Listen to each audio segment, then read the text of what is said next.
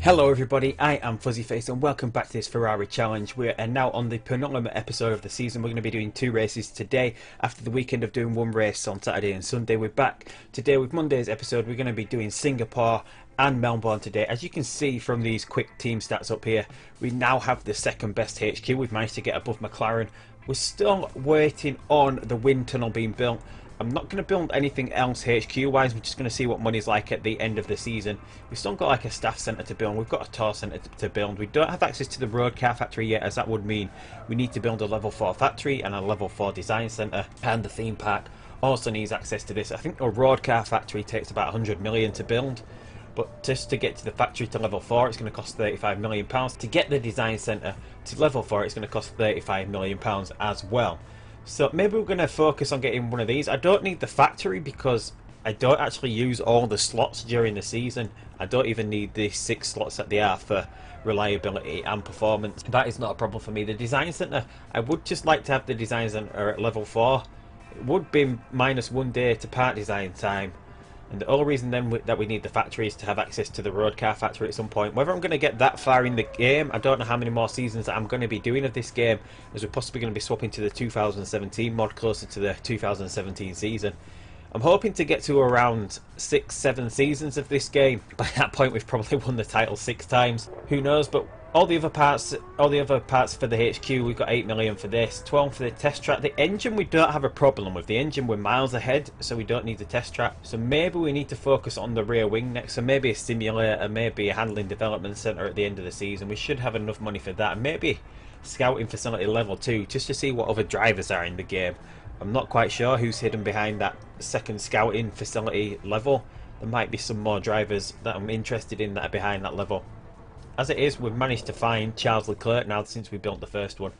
He's quite a strong rated driver here. He hasn't actually had a seat, so it's going to be interesting to see whether he gets a seat at the end of this season, because he certainly is good enough for a Formula 1 seat. He can't actually get to 5 stars like Mick Schumacher can, or Sergio Perez, so that's the only thing holding me back at the moment. He is possibly going to be the long-term replacement. Once we're probably going to go with Vettel and Schumacher. It's going to be Vettel and Perez next season. I think just because Perez has done so well, he does deserve a second year here. And we're going to try just wait for Schumacher to get a little bit more, get his stats up a little bit more. That's what we're just waiting on there. So we've just got the suspension now that we're waiting on. We're going to build another couple more suspension parts to the end of the season, as that's the one that we're behind. Maybe a rear wing, as that is the one part where Mercedes are sort of catching us up. The engine was so far ahead now as well. We look engine wise, we now have this one built, which we can get to a 1456, which is what we're waiting on. So I don't think I'm going to go any more on that, because that as it is rated 250 points better than the best one that Mercedes can build this season. So that is a massive margin that we're in front there. But we don't have anything else to do here. We have Singapore, Melbourne coming up. Then we finish off possibly my favourite race of the season, Sao Paulo. I love the Brazilian Interlagos track. Then we've got Bahrain. As some people have been pointing out in the comments, the flag here for Bahrain is wrong, as it is with Abu Dhabi. They've been swapped about. The reason for that is because this is the mod that was first released by Enzoli. It has been updated since then, but since we have a save game on the go, even though it changes the track names, even though these have swapped about, well, what I'm trying to say, even though the flags have been swapped about, the flags were right at one point, but now the flags have been swapped about as the image files get updated. But unfortunately, when we download the update, it can't upgrade, it can't change the text, because the text is already in the game, as in it's in the save file and not the parts that it pulls from the actual game database. It actually pulls it from the save database, so it can't actually change the name of the tracks. So always going to be stuck with the track names and the flags being wrong for Abu Dhabi and Bahrain. If you download the mod now, the new mod, it does have the track running in the right order as it would be for the 2016 season. Obviously there's 5 races missing, but it does have what tracks there are in the right order for the season. So it does, instead of Melbourne being all the way here at the end, Melbourne is the first race of the season. But anyway, we don't have much more than that to do here. We're just waiting on Vettel to become confirmed champion. He is 24 points ahead. If he wins every race, Perez finishes every race in second. It is going to go down to the last race, because Vettel can't get 50 points ahead, because he's only going to be picking up 7 points up until that point. He can get up to, after this race he'll be 31 points ahead, then 38, then 45, so it's going to be after Sao Paulo that Vettel is actually confirmed champion mathematically. The only way that Perez can overtake Vettel now is if Vettel, as he has been known, he has crashed twice in this series. If he crashes twice, that is the only way that Perez can win the title. If he crashes once, it gets Perez in distance of Vettel, but it won't get him above Vettel. Get him ahead for one race, but then obviously the rest of the races will be a 1-2, and Vettel will be able to take over. Then I hope that doesn't happen, because then that will that will ruin our plans of putting Schumacher in the seat for the last race of the season, which is what we're going to try to do right at the end of the season, because Perez is in no danger of losing second place. We're going to jump into the Singapore Grand Prix now. We're going to always accept this 1.7 from Santander. Both drivers are happy with their car at the moment. Obviously, it's been a while since we've actually showed this, but we're still not able to choose tyre compounds because there was a vote last season, which means we get 5 sets of each set of tyre for the race weekend. We don't get to choose how many we use, because as in season 1 I always used to use a lot of the softest tyre available at the weekend, just because we run it a lot in practice and we needed extra sets of that tyre for qualifying, and then you can usually run just that tyre in the race as well, because there is no regulations over what sort of tyres you wear. You don't have to use an option tyre and a prime tyre. It doesn't matter, we can just use whatever sets we want during the race. But that's it, so we're going to jump into Singapore now. We'll come back when it's time for the qualifying grid, and we'll see if we're still as far ahead as we have been, see whether Lewis Hamilton has managed to make any more gains on us, see if he is back ahead of Perez in qualifying as he did for one race, which should be interesting, because if he can get to that point, then he doesn't seem to be having the reliability problems anymore, so he might even be able to stay ahead of Perez. That is the only way that Vettel is going to be confirmed champion before before Sao Paulo. So it's going to be interesting to see here. So we're going to jump into Singapore and we'll come back for the qualifying grid.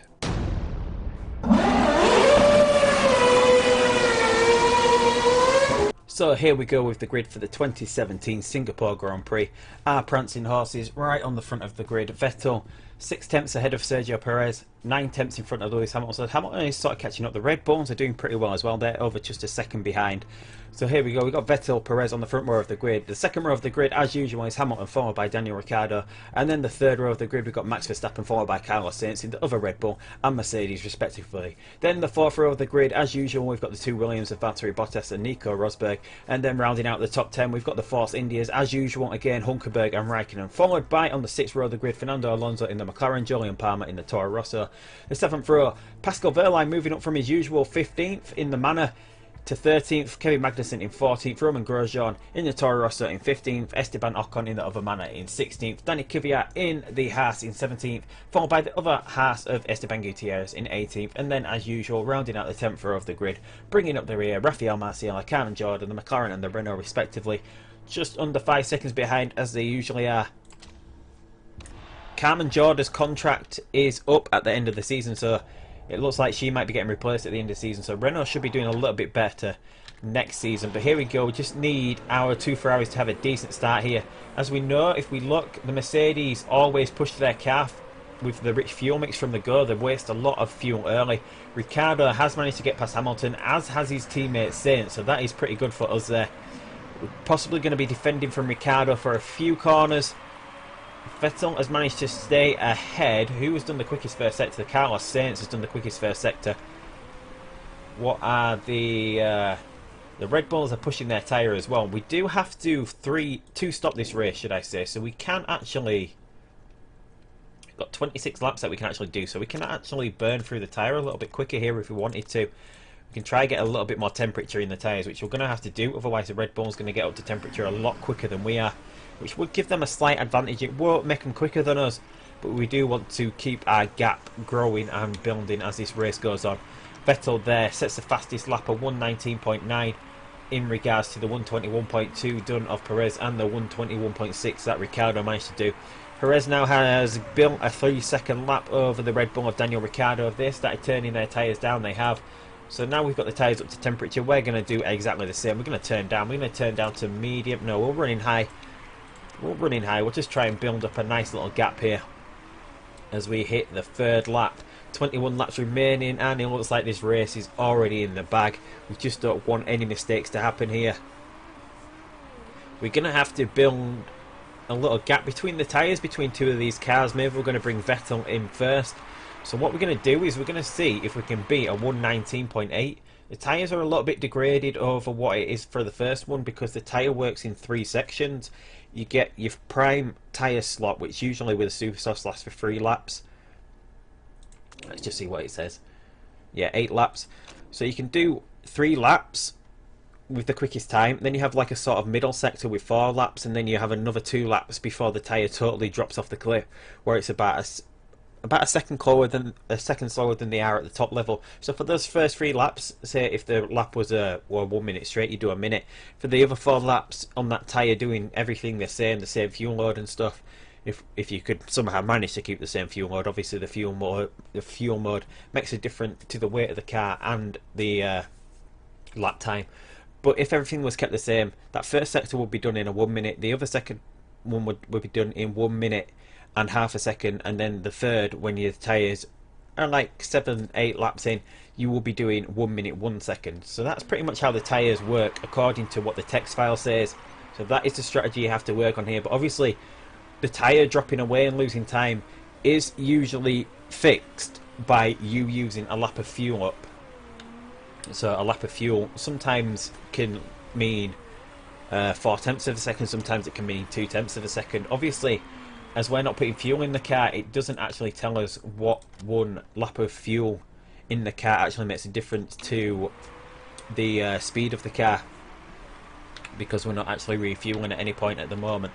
What we're going to do this lap, so we're going to wait till we've gone around this lap, and we're going to put Vettel in full on overtake mode, in high mode, just to see what sort of lap he can do. He's done a 121.4 on his last one there. We're going to wait until he hits this last corner of this lap, right about here. Then we're going to go attack and overtake and just see what he can get here. He's done that lap, his last lap, in a 121.9, so running in full overtake mode with everything and in high mode. Let's just see what sort of lap he can put together here. Obviously his tyres have gone down, but he's already 1.3 seconds quicker on that lap from the first sector. 2.3 sets a quickest second sector there, and he finishes this lap in a 119.3. It's not actually the quickest lap of the race. He's actually done a quicker one than that before. Now that he's done, we can go into backup here. We can turn back down to medium as he needs to recover this fuel, and he needs to pit on this lap. Perez can obviously get another lap out of these tyres. He is 10 seconds behind. He's too far behind to actually push anything. We could have actually double stacked in the pits. Well, not actually double stacked, but we could have sent him in the same lap. It wouldn't have made a difference. Perez is going to get the lead in this race for a tiny, for 1 lap at least, because Perez is going to have to come in this lap. He's going to have to do the soft tyre as well and then finish on the super soft. So we're going to go balanced with Perez. Vettel, meanwhile, is going to get out of the pits in 2nd place ahead of Ricciardo in 3rd. They've already run their pit stop of the Red Bulls. Hamilton has made his pit stop, but he's lost ground to a Williams and a Force India. I don't know if he's had to fix something in his car. Obviously his engine is not as bad as it once was, but when we did look at him in the last episode, a few of the parts were rated 60%. I would have thought that they've worked on those reliability wise. Obviously that's not something they have done, and here we forgot to turn Vettel's tyres back up here. And Perez is now going to come into the pits. Has he got a big enough gap back to Ricciardo? 20 seconds. So Ricciardo's actually been flying on this lap because we ran these tyres a little bit low. Ricciardo could possibly get Perez, although we do cut out some of the track with this last corner, so it does look like Perez just gets out in front there, and we can run this tyre in push mode.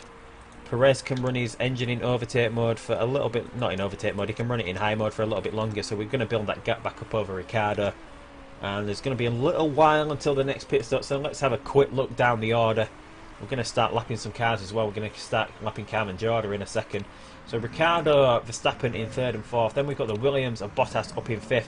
So it looks like Williams are going to keep their 4th place over Mercedes. 3rd place over Mercedes, what am I saying?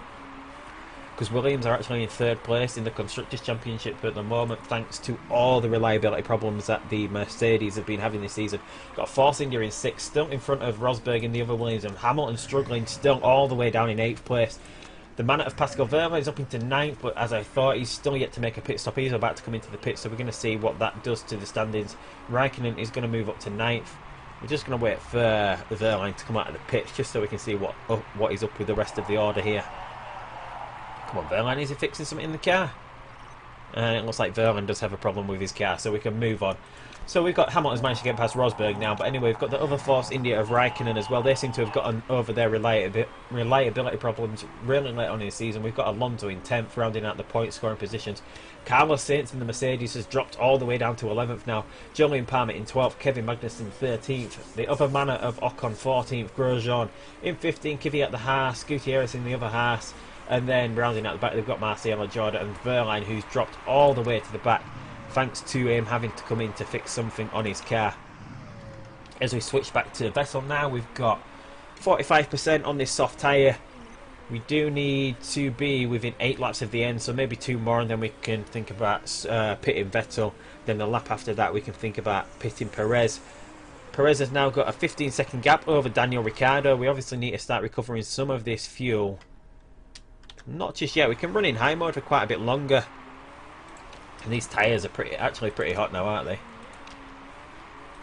So what we're going to do is we're going to run him back up here. What we're going to do, because we've just set this lap time, we want to run this lap time just for 1 more here. What we're going to do is we're going to go to back up here. We can't quite see it with Vettel because he's going to be coming in this lap for his super soft. But the reason why I left these to go a little bit over is what we're going to do is see if we drop these tyres down to backup mode, if we can cool them down, whether that is going to go any quicker. So we did a 122.0 push-in on overheated tyres. We're not actually much slower than that. Well, we are actually quite a bit slower than that, but that's because the tyres are overheated as well. As these tyres start to cool down, we should be able to see. Just keep an eye on Vettel's pit stop as well. He could actually go in high mode as well to the end of the race. So we're going to try and beat a 122.07 at some point.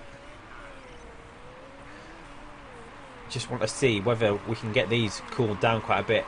I wonder if the weather's a little bit too hot. 29 degrees, yeah, it's going to be quite hard to try and cool these tyres. Vettel's already got past Perez there.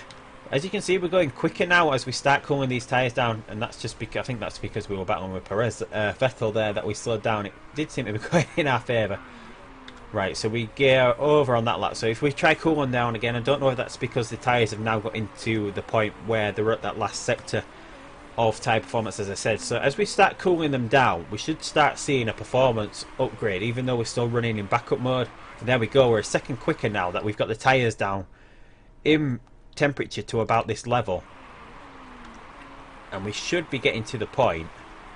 There we go, 1.2. That almost puts us into the same level as we were doing in push mode.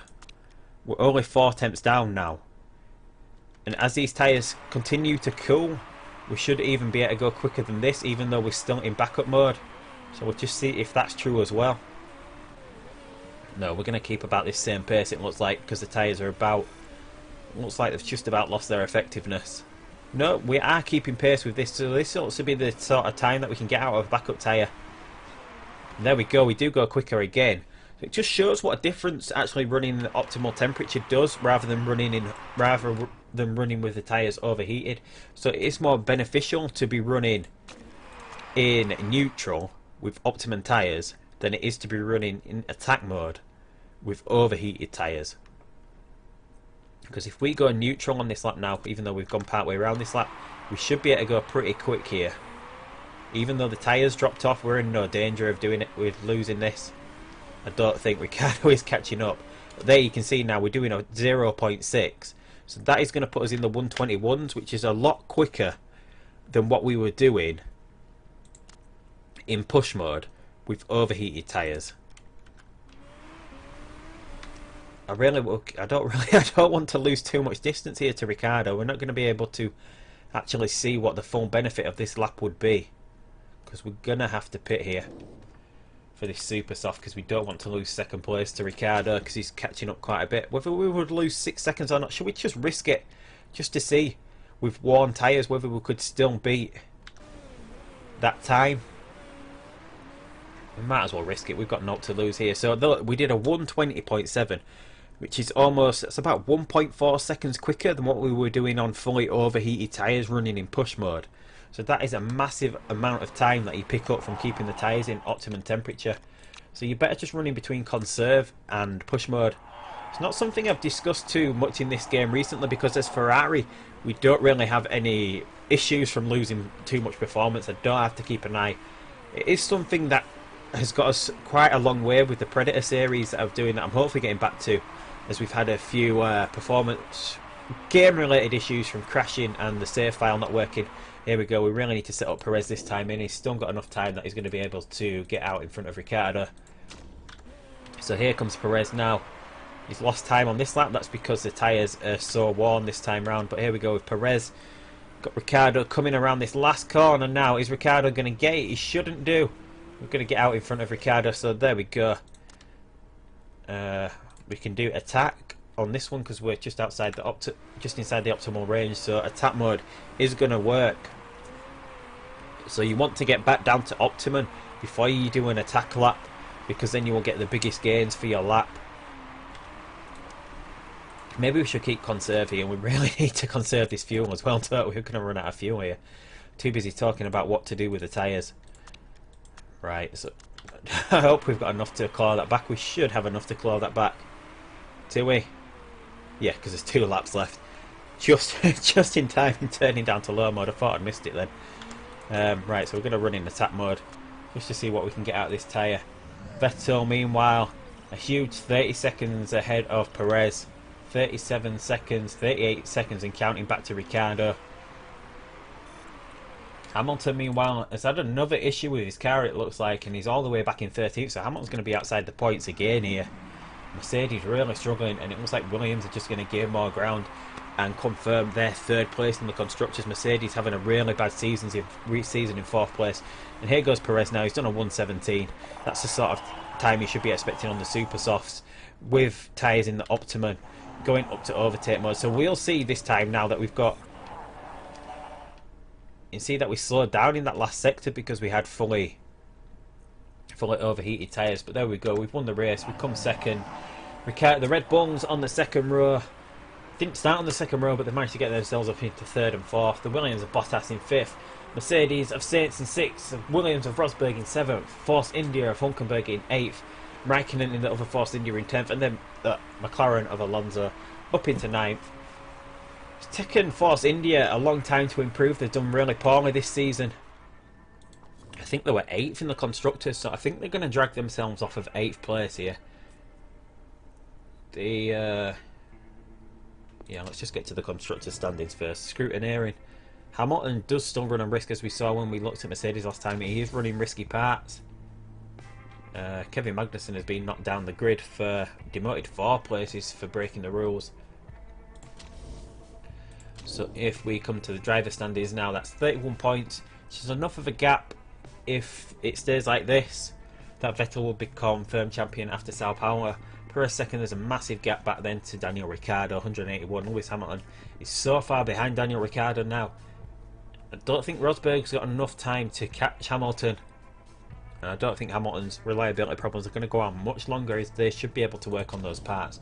So if you look at the Constructors now, or was it Force India? No, it wasn't Force India. Who was doing so badly?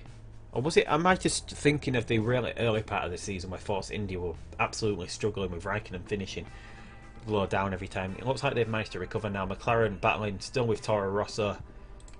I don't think Toro Rosso actually picked up any points this weekend. It didn't, so it looks like McLaren are finally, now that they've got Alonso up to speed, McLaren should be able to get the few extra points that they need to confirm 6th place. Toro Rosso look like they're going to be in 7th. Renault look are going to be no better than 8th. Manor look like they've got 9th confirmed, and it looks like Haas are going down to be replaced by Racing Engineering next season. So everyone happy. The personality traits added for finishing on the podium and winning the race. 3.5 million going into the bank now puts us over 16 million pounds. We've got a ton of money for the end of the season here. GP2, Lance Stroll actually won in the Prima. I don't think Prima have won many races this season, but it gets Stroll in touching distance of Aitken and Norman Nato. there's not many points on offer in GP2, so I think Racing Engineering have been confirmed champions pretty much there. It's going to be interesting to see if Hake can catch Nato, whether Stroll can catch Nato. There's only 2 rounds left here, so it looks like Norman Nato has been pretty much confirmed champion. It would need him to finish outside the points for anyone to overtake him. Jake Hughes doing pretty well in the dams. That's only his second finish inside the points there. Was he a GP3 one this season? This time out, Jensen in the muck finishing in first. But it looks like even though Gunther in the Genza is winning the drivers, the status GP, which I think it does have Alexander Rossi and it has Sergei Sorokin in. So it looks like Sergei Sorokin's going to be back in GP2 next season in the status car, unless they make a lot of post-season moves in the driver market. It's going to be interesting to see what happens in the driver market this season. It was crazy last season because we made a lot of moves. We took a lot of other drivers from people, that it threw the driver market into absolute chaos, with a bunch of people moving teams even before the end of the season. But here we go, rival with Daniel Ricciardo. I was thinking that was going to say Sergio Perez then, which might have made a difference in us trying to resize Sergio Perez at the end of this season. There we go, we've got the suspension coming up, this new suspension build. 1 day left, it's tomorrow, the vote on random grids. So that is going to be pretty interesting whether that goes ahead. The suspension that we've built is not as good as the one we've got at the moment, but we're just concentrating on getting parts built as quick as possible, so then we can build the best part possible on the last iteration of the design that we're building. So new vote started. It's going to be for random grids. This rule will not benefit us, Mercedes, McLaren. It should not benefit Red Bull either. It will benefit equality focused teams, Force India, Renault, and it will benefit the teams right low down on the grid. Obviously the lower teams are going to vote for it. We're going to abstain. We're just going to take a risk here. It would be interesting if we did get random grids. So we're abstaining. Christian Horner votes again for Red Bull. Toto Wolff, as we would expect, is against. Williams would be against. Force India would be for. It's going to be quite interesting because we're against. We're one of the top teams not voting for. So voted for and voted against. So it's going to be a tie, which means Bernie Ecclestone's going to vote. The deciding vote, he goes against. So we almost got random grids there. Almost got random grids. I don't know what that would have done next season, although our car is so far and away the best. It would have depended on how far we actually started the race behind the Mercedes. So there's not long to go to Melbourne, so I'm going to probably jump straight into practice and qualifying from this point. We're going to go straight ahead and do that, unless anything interesting happens before next race. We're going to jump straight into that, so we'll be coming back with the qualifying grid in just a moment, and we'll go from there.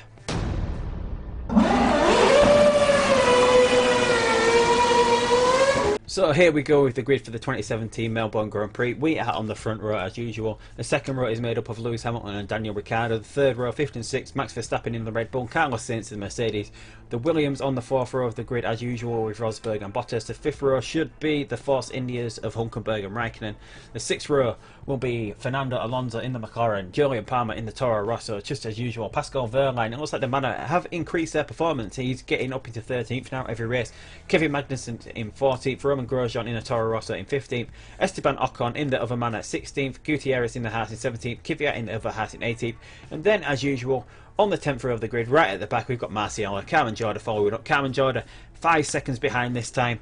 Hopefully she's going to get replaced at the end of the season because she's really holding Renault back here. I don't know if they would have scored more points. They possibly would have. They do have Marcus Ericsson as their reserve driver. They've got Carmen Jorda in the car over Marcus Ericsson. I don't know why. Marcus Ericsson, because Carmen Jorda's contract's up at the end of the season. He should be getting that seat at the end of the season. Here we go. Hopefully we get a decent start. Perez gets a lot better start than Vettel there. Perez flies off the line. Vettel defending from Hamilton here. Vettel in a little bit of trouble here. Vettel gets overtaken by Hamilton. So as we know what we have to do when we're battling the Mercedes here, is what we do is we conserve our fuel. We wait for the Mercedes to turn down their engine. Obviously that's going to let Sainz past, because even though we run in high mode, the Mercedes runs in overtake mode. That sort of brings our performance of the engine up to level with each other, because the Mercedes pushes so hard early on, they don't adjust for getting in front. Whereas now, if I was in front, I would adjust the engines, dial it back a bit so we're not wasting so much fuel. But then again, our Ferrari is so much better performance-wise that they possibly would lose position as soon as they did that. But what we like to do is just sit behind them, wait for them to turn their engines down, and at that point, we can. Yeah, we need to. Just be careful with the tyres here, because for some reason, every time you run Melbourne, I don't know if it's because it's late on in the year, it's always 3 degrees, and it's always ridiculously hard to get tyre temperature. I don't know why. It's just so hard to get tyre temperature when the track's so cold. Here we go, we're still waiting for the Mercedes to turn down here. We're still following Saints around. We've done 2 laps. And there we go, there the Mercedes go. We can now go overtake mode. It should get us back, although Melbourne is made up of all these tiny little corners. So there's not a lot of straights to actually use our straight line speed to our advantage. We should be able to get it down this little bit of track here. We should see Vettel get past Saints as we hit up here. No, Vettel actually still struggling this time out. Down the pit straight, can he do it? No. He's actually struggling here. We can't go in overtake mode too long. We've got 16 laps, so we should be able to do it. So we're going to have to be careful with the tyres as well. Although we can't actually get any temperature into them. And we're actually defending from Daniel Ricciardo as well. Looks like Daniel Ricciardo's making a cheeky attempt to get past Vettel there. Because we're still struggling with Saints here. Hamilton's actually getting a little bit further in front. And there goes Vettel. Does he get the run down the pit straight? He does. So now we are 4.5 seconds behind Lewis Hamilton. We should be able to make that up pretty easily. Although Hamilton is still pulling away here for some reason. Or is that just because we were slowed down? There we go. We're starting to pull back now. We should be able to make that gap up. And then hopefully use the pit stop to our advantage. As we can see, it's ridiculously hard to get these tyres up into the optimum temperature. But then again, that won't be true for every other AI car here. We're going to turn down. We're still going to go high mode with Perez. There's no need to recover any fuel yet. We're now recovered a second there. Actually about half a second quicker, just over that. And then Hamilton, now down to 3 seconds. Hamilton keeps going up to high, but he's still pushing his tyres. Now down to 2.9, 2.8. Can we do another lap on this tyre? Are we far enough behind? Is Hamilton coming in this lap? Should we try and get the jump on Hamilton? Should we pit Perez this lap? We'll get Perez in this lap. And then what we're going to try to do is get the jump on Hamilton. Because we should be a little bit quicker than him. Whether it's going to work, because our tyre is going to wear pretty thin at some point during this lap. But we couldn't double stack our car, so we've got Perez in first. He's going to be out in third. Hulkenberg goes past, who's running a little bit longer on the soft tyre. Perez, meanwhile, now can get to the end of the race. We're going to try to keep a little bit of temperature in this tyre for as long as we can. Hamilton might be able to go a little bit. He's gone for the medium tyre, but he might be able to go a little bit quicker, because when you come out of the pits on a new set of tyres, your tyres are in the optimum temperature to start with. They're already warmed up. But here goes Vettel now with clear air. He should be able to do a pretty decent lap. It just depends what sort of difference these tyres getting out of sorts make. Could he actually finish the race on a pair of super softs? He's going to have 9 laps left. Should we risk a pair of super softs? No, we'll go soft. We won't risk it, because Perez should get this win with him having that amazing start. Just depends whether Perez is actually going to get held up by Hulkenberg. Because Hulkenberg is slowing him down here. And that could make a real interesting sector down here. Once Vettel hits the pits, has he done enough to get back out in front of Lewis Hamilton? We are going to be on the quicker tyre after the pit stop anyway. So we should be able to chase down and catch Lewis Hamilton there. Lewis Hamilton goes through, but Hamilton is actually behind Hulkenberg at the moment. Perez has managed to get past him. As now we do need to start thinking about conserving fuel soon. Not just yet. Perez doing a pretty good job of keeping a little bit of temperature in this tyre. So where are we behind? Hamilton has actually managed to get past Hulkenberg. Hopefully we're not going to get held up by him too much. is going to be coming into the pits on this lap, which should give us a decent run at Hamilton for the last half of the race. Perez is still struggling at getting out a little bit of distance here. But there we go, we've got rain coming at the end of the session. We've got rain coming at the end of the session, so we can absolutely blow through this tyre. Maybe we should have looked at the weather a little bit earlier. We can absolutely blast through this tyre until the rain comes. It's going to be 2 laps right at the end of the race where the wet tyre is more effective. Would it be worth coming in for the wet tyre? It just depends where we are in the race, doesn't it, at that point. Vettel sets the quickest first sector as he's right on the back of Hamilton here. He's going to get past him right at this point. There goes Vettel. Finally gets past the Mercedes on lap 9, coming on to lap 10. So Perez is actually lapping quicker than Vettel here. It's possibly because Vettel was held up a little bit behind the Mercedes of Lewis Hamilton. So where are we going to try run to? We're going to try run another 2 laps here. One car's going to have to come in before the other one. Perez is going to get preference here, since he is leading the race. Or maybe we should get Vettel in early. That little bit of rain on this track is not suitable for the intermediate tyres. We're going to get rain here, but the dry compound is still going to be more suitable for this track whilst it's at this position. It's this next lap that's coming up where it is going to be. So we're going to get Perez in this lap for the intermediate tyre. Going to have to risk it. There's still quite a lot of this lap though where it's not suitable. Should we stay out another second? Is Hamilton thinking about coming in? No, even Hamilton. It's not even started actually raining yet properly. A lot of these cars at the back have gone for the intermediate, but there's not even any water on track at the moment, so we're going to stay out another lap. Hamilton's coming in this lap. Perez is going to hit the pits this lap. We need to try and build up a little bit of distance, although it doesn't really matter. We've got enough time back to Hamilton that it shouldn't matter double stacking these cars.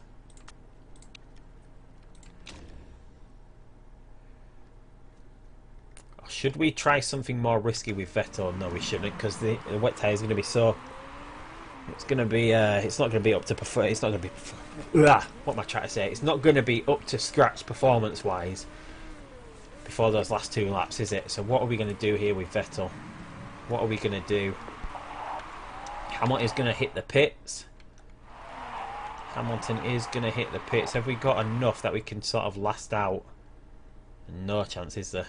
Let's just have a look here. The wet tyre can sort of work from about half wet. I just want to, we're going to do it, we're going to go wets with Vettel. I just want to see what the difference is between the wet tyres. He should be able to pick up enough time right at the end of the race. I just want to see what the difference is in performance at different points of the track. So there goes Vettel in second. He's going to get overtaken by Lewis probably pretty early on here.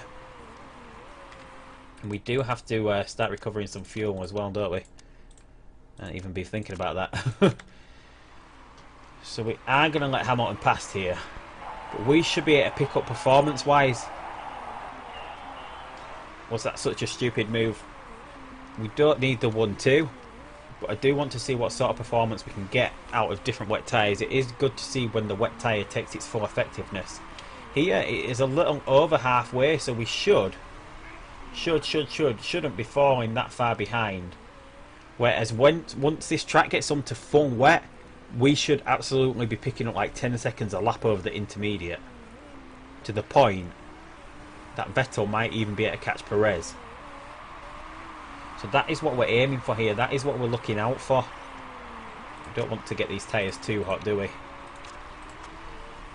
Because the rain is going to get even stronger from about this point on. With 2 laps to go, 12 seconds is a lot of time to pick up, but we should start to see our effectiveness start coming back pretty sharpish. And there we go, we're starting to pull back this time. We've got about a lap and a half to pick up 12.8 seconds. The track is not that wet that we're not going to get that massive performance increase, especially since there's only a lap to go here. So we did that. We were actually quicker on that last lap, but that's because there was a little bit of that lap done on the wet. Here we go, 10 seconds. So let's see what the performance is like over this last lap of the race. Here we go, 8,